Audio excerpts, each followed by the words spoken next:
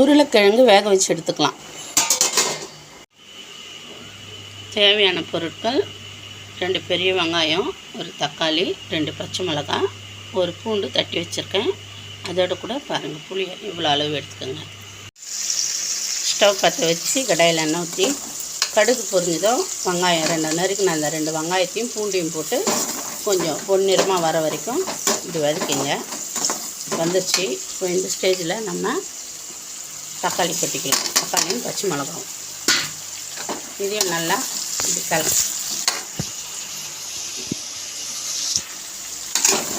நல்லா கொஞ்சம் கலரி விட்டுக்கலாம். இது கூட நாம் கொஞ்சம் உப்பு போட்டு அப்போ தான் நல்லா நமக்கு குழஞ்சி வரும். ஒரு 2 ஸ்பூன் உப்பு போட்டால் போதும். போட்டு நல்லா அப்படி மிக்ஸ் பண்ணி கொஞ்சம் நேரம் மூடி போட்டால் நல்லா நமக்கு குழஞ்சி வந்துடும்.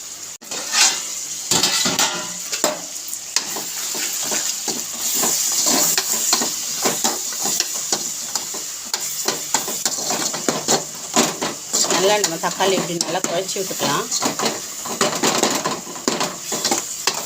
கட்டியாக இல்லாமல் நல்லா குழஞ்சி வரணும். அப்போ தான் நல்லாயிருக்கும் குழம்பு டேஸ்ட்டாக.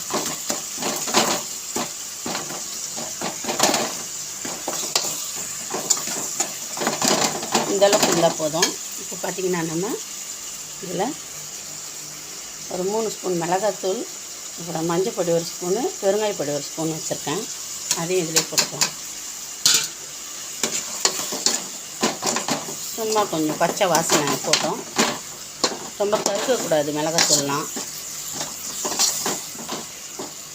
லேசாக பச்சை வாசனை போனதும் இப்போ நாம் புளி கரைச்சி வச்சுருக்கோம் இல்லையா, அதை இதில் ஊற்றிக்கலாம்.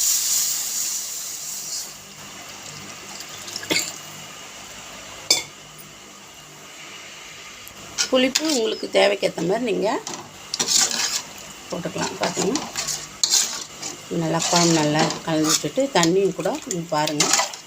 தண்ணி இன்னும் கூட கொஞ்சம் தண்ணி வைக்கலாம். ஏன்னா நம்ம உருளைக்கிழங்கு வந்து வேக வச்சு வச்சுருக்கோம். அதனால் அது நல்லா கெட்டித்தன்மையாக வரும். இன்னும் கூட கொஞ்சம் தண்ணி நீங்கள் ஆட் பண்ணிக்கலாம். ஆட் பண்ணி உப்பு புளி காரெல்லாம் இப்போவே சரியாக இருக்கான்னு செக் பண்ணிக்கோங்க. இப்போ அப்படியே இதை போட ஒரு மூடி, இப்போ நான் போட்டது சரியாக இருக்கும். ஒரு மூடி போட்டு கொஞ்சம் கொதிக்க விடலாம். அதுக்குள்ளே நம்ம உருளைக்கிழங்கு உரித்து வச்சுக்கலாம் வேக வச்சதை. குழம்பு நல்லா கொதித்து வந்துருச்சு. இந்த அளவுக்கு கொதிச்சா போதும். நல்லா அப்படி கொஞ்சம் கலரி விட்டு இப்போ நம்ம வேக வச்ச உருளைக்கிழங்கு இதில் சேர்த்துக்கலாம். சேர்த்து உருளைக்கிழங்கு சேர்த்து ரொம்ப நேரம் வேகணும்னு அவசியம் இல்லை. ஒரு 1லேருந்து ஒரு 2 நிமிஷம் கொதிக்க விட்டால் போதும். இது வேக வச்ச உருளைக்கிழங்குன்றதுனால சீக்கிரமாகவே இதில் உள்ள அந்த காரம்லாம் நல்லா அதில் ஊறிடும். 2 நிமிஷம் கொதிக்க வச்சா போதும்.